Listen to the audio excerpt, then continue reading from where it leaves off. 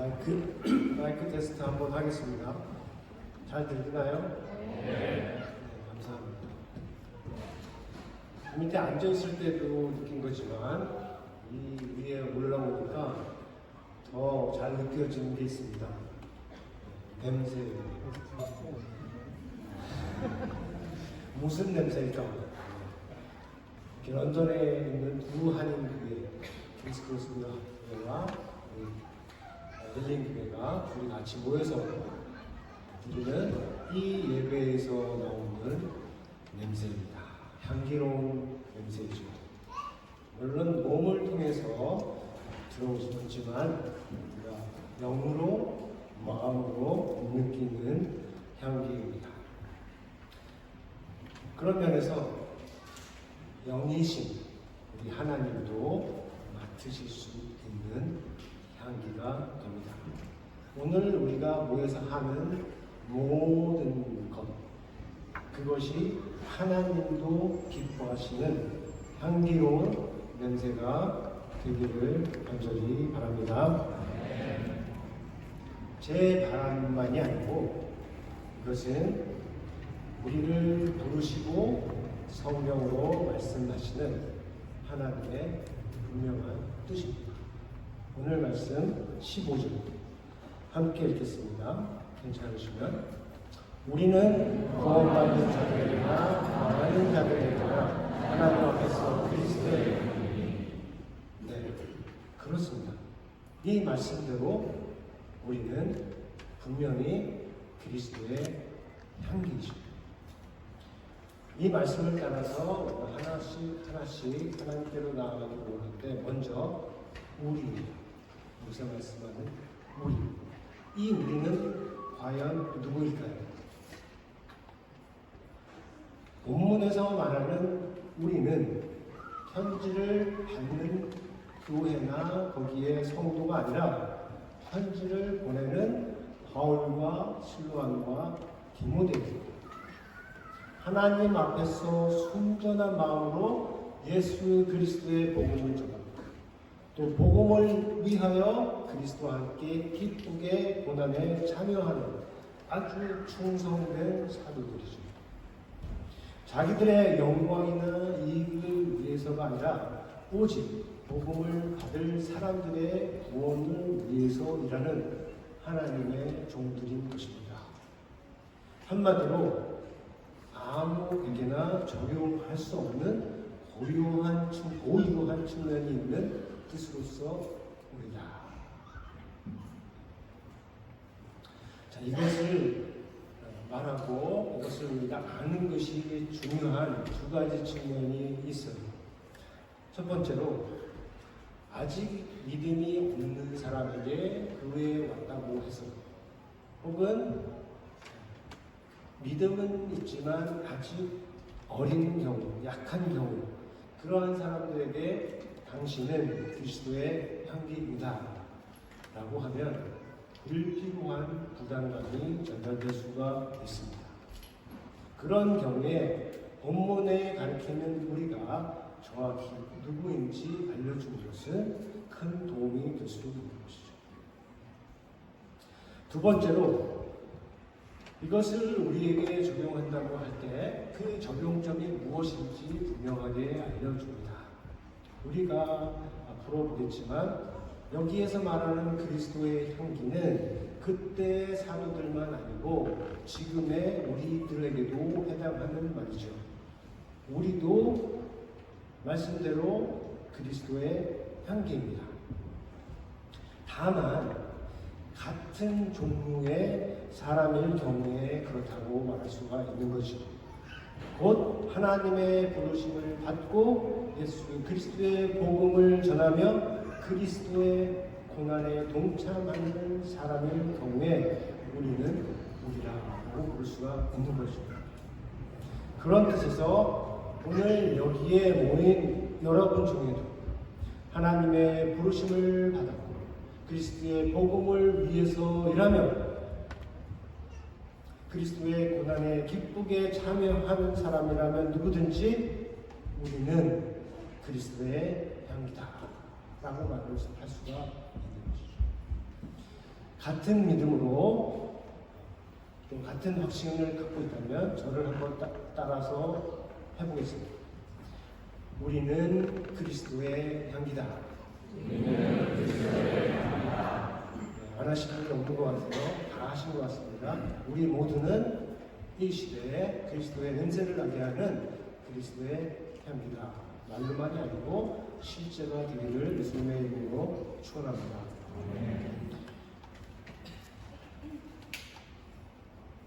이제 그리스도의 향기, 이 속으로 조금 더 들어가 보겠습니다.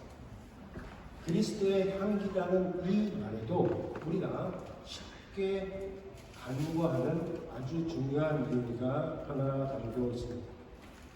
곧 그리스도께서 향기다 하는 뜻입니다. 그리스도의 향기라는 말은 무엇을 가리키기 전에 먼저 그리스도께서 향기다라는 뜻이 담겨 있습니다. 이 의미를 잘 보여주는 것이 에베소서 5장 2절 말씀이죠. 그리스도께서 너희를 사랑하신 것 같이 너희도 사랑 가운데서 행하라. 그 다음에 말씀하시기를 그는 우리를 위하여 자신을 버리사 향기로운 제물과 희생 제물로 하나님께 드리셨습니다. 맞죠? 네, 맞습니다. 그리스도는 우리가 믿는 대로, 우리가 들은 대로 우리를 사랑하사 우리를 위하여 자신을 버리셨습니다.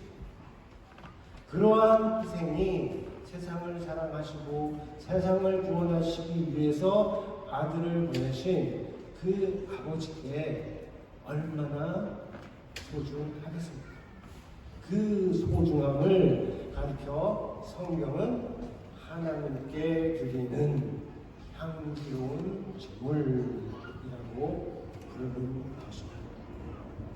이 말씀대로 우리가 사랑 가운데 행하면 우리도 그리스도의 향기, 하나님께 향기로운 냄새가 될 수 있다 하는 것입니다. 그러나 다른 부분에서처럼 여기에서도 예수님, 예수 그리스도에게 고유한 측면이 있어요. 누구든지 예수를 믿으면 하나님께서 받으시고 기뻐하신다는 것을 우리가 아는데, 그렇게 하는 이유는 우리에게서 향기로운 냄새가 나기 때문이 아니라 우리가 믿음 안에서 그리스도 안에 이미 향기로운 제물이 되신 그리스도 안에 있기 때문에 그렇다 하는 것이죠. 잘 기억을 해야 합니다.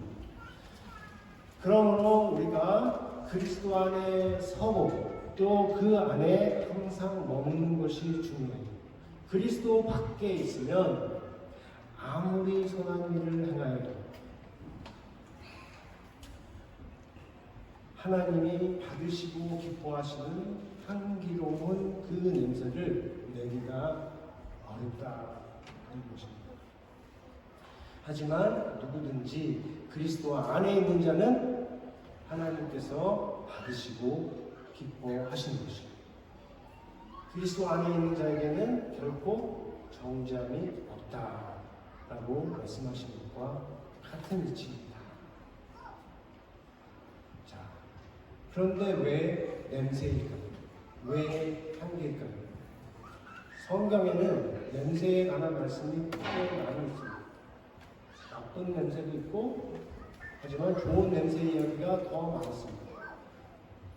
좋은 냄새로는 다음 세 종류의 향기가 있습니다.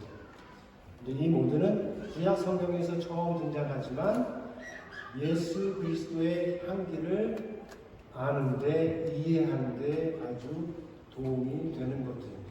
우리가 하나씩 살펴보겠습니다. 첫 번째는 무엇입니까? 자연의 향기라고 하는 것이죠.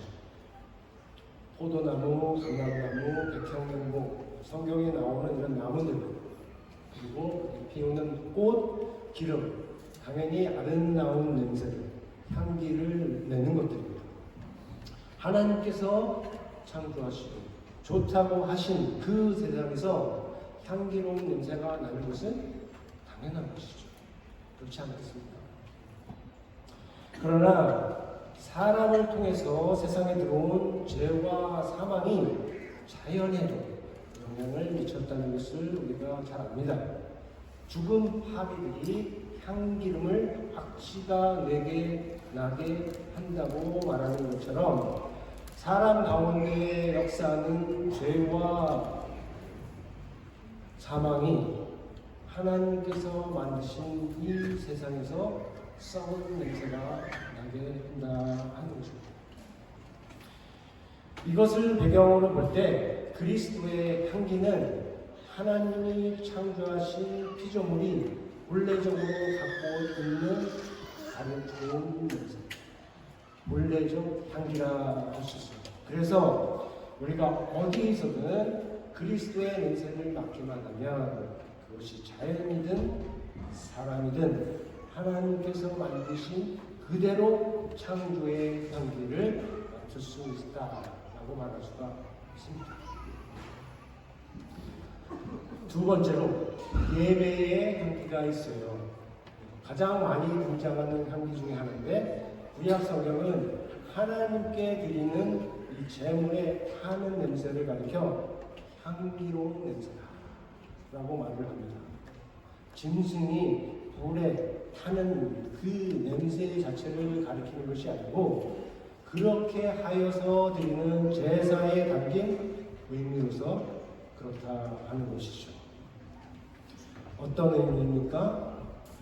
세상을 더럽히는 죄를 없애고 하나님과 화목하게 하고 서로 화평하게 하는 그 제사의 제물이 하나님에게 향기로운 냄새가 된다 하는 것이죠.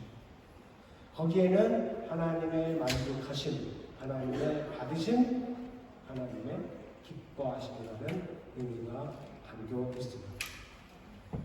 자, 이것을 배경으로 볼 때 그리스도의 향기는 세상에서 죄를 없이 세상을 죄로부터 구원하는 정말로 향기로운 냄새인 것이죠. 그래서 이것을 우리는 정결의 향기, 구속의 향기라고 볼 수가 있겠습니다. 세 번째는 제단 향이 내는 향기입니다. 이것은 정성스럽게 만들어졌다는 측면에서 앞에 두 향기와 다른 면이 있습니다. 하나님은 모세에게 명하셔서 우리가 잘 들어보지 않은 향품들, 소합향과 나감향과 홍자향이라는 향품들을 가지고 그것을 이향에 섞어서 같은 분량으로 제조한 후에 소금을 쳐서 성결하게 하라 하셨습니다. 그리고 그것을 가리켜 지극히 거룩한 향이라고 부르셨습니다. 출애굽기 30장에 나오는 내용이에요. 자, 그 향의 냄새가 과연 어떤 것인지 모르지만 사람이 그 냄새를 맡으려고 만들지 말라고 하셨고 오직 하나님만 위하여 만들라고 하셨고 언약궤 앞에 둘 것이고 거기에서 항상 피워져 있도록 하게 하는 것임을 제가 생각할 때 이 향이 지극히 거룩한 것처럼 지극히 향기로울 수 있겠다라고 생각을 할 수가 있습니다. 하지만 여기에서도 생각할 것은 향 자체가 피워내는 그 냄새 자체가 아니라 그 향에 부여된 의미이죠. 무슨 의미입니까? 하나님께서 그의 백성과 가까이 계시고 그들의 예배를 기뻐하시고 그들의 기도를 들으신다는 의미입니다. 자, 이 향기를 배경으로 볼 때 그리스도의 향기는 하나님과 사람을 가장 확실하게 연결하는 향기가 됩니다.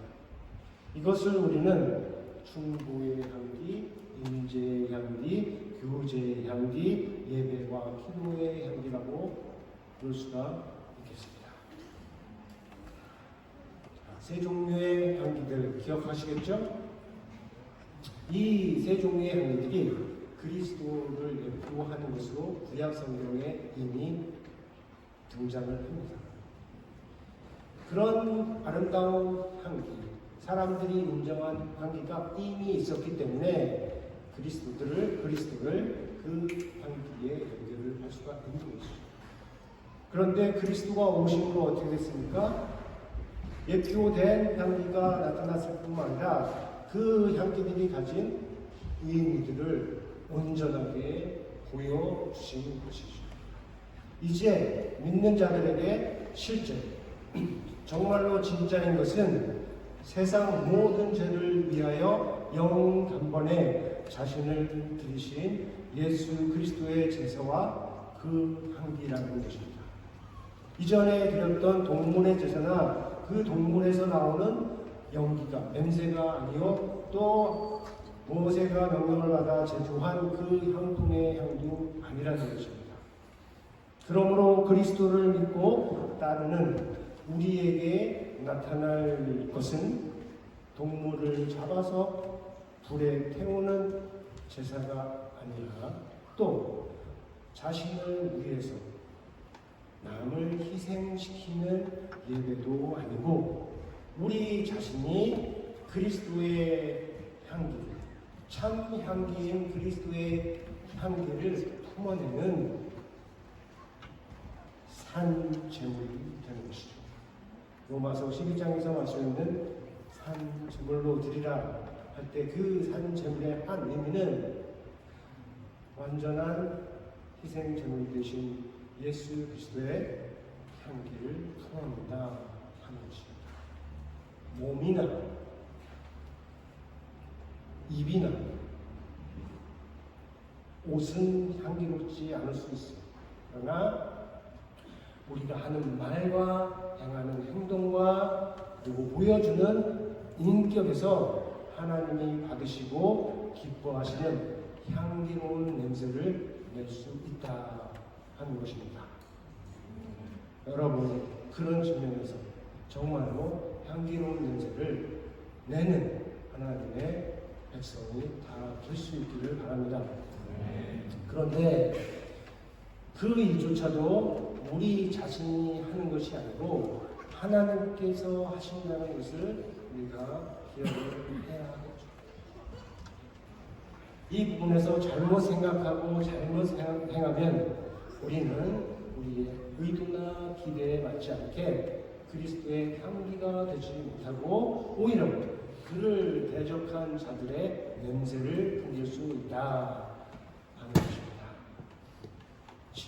14절 말씀인데 함께 읽겠습니다.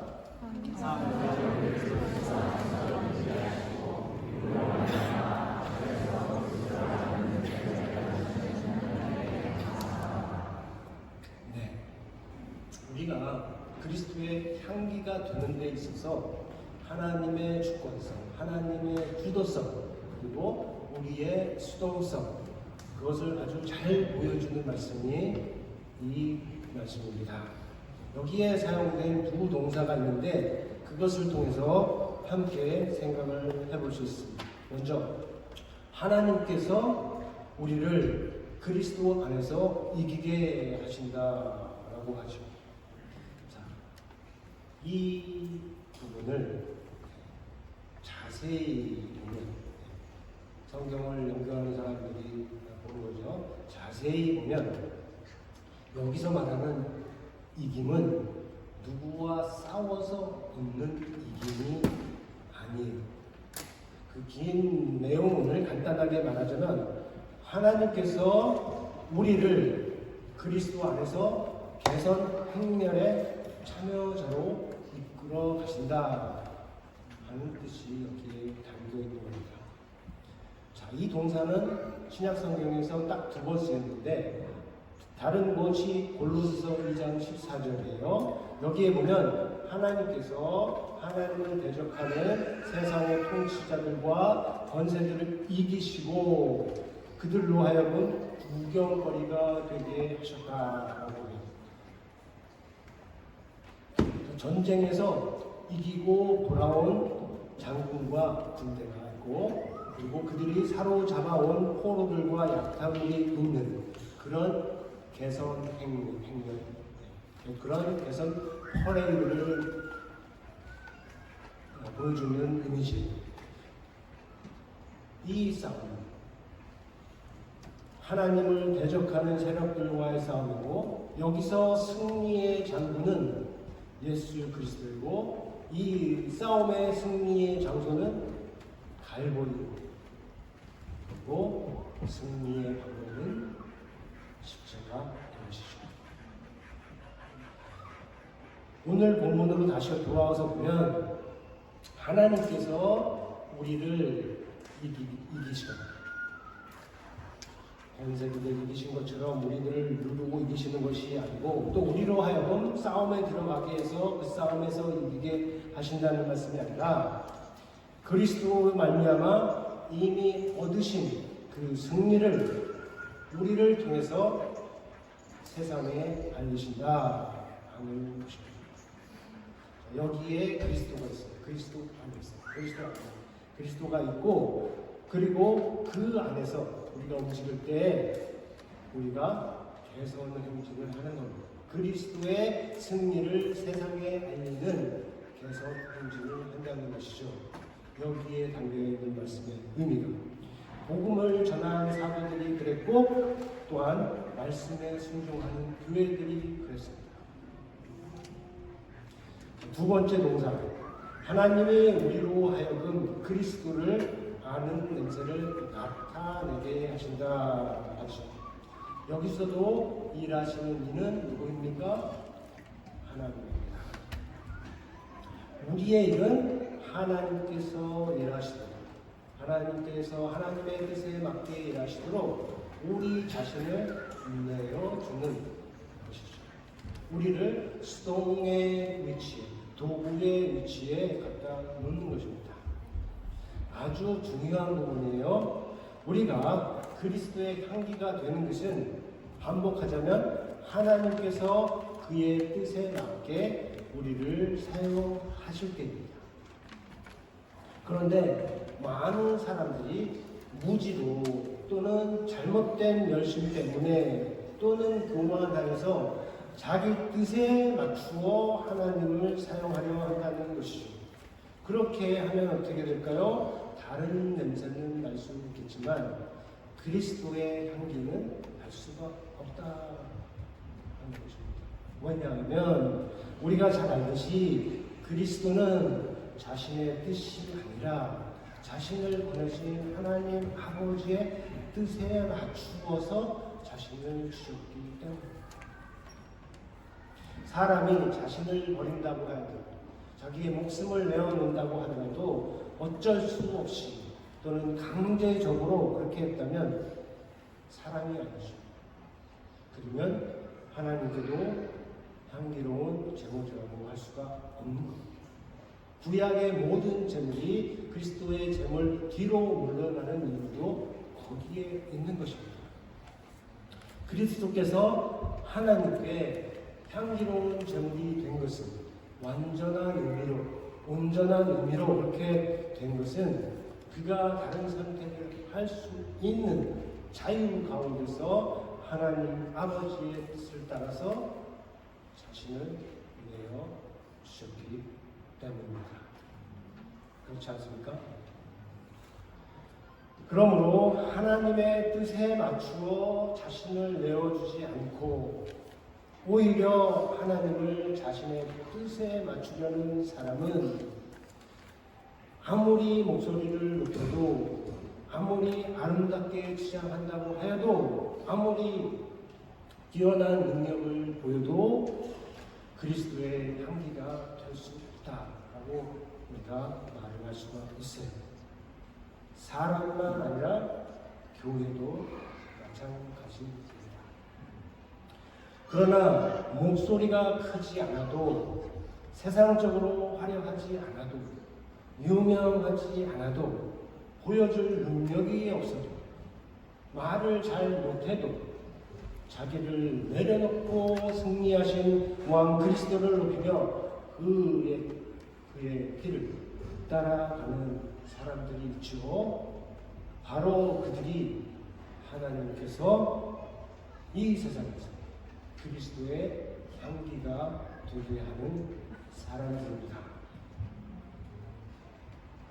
오늘 이곳에서 말씀을 듣는 우리 모두가 그런 사람이 되는 것, 그리스도를 알게 하는 그 냄새를 풍기는 향기가 되는 것, 남에게 기대하거나 남에게 요구하고 남에게 강요하기보다 자신이 먼저 그런 존재가 되는 것, 그것이 바로 우리를 사랑하사 자기를 버리사요 자기를 버리시니 그래서 성령으로 역사하시는 하나님의 뜻입니다.